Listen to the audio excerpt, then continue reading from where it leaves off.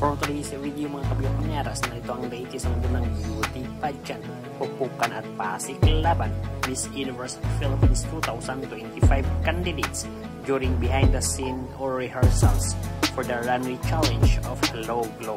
Stunning suot ang kanilang dress and pink na mas lalong nagpatingkad at nagpaganda sa kanilang aura. At Tessa Manalo at Liana Marie Aduana sobrang gaganda during rehearsals nito ating panginoon.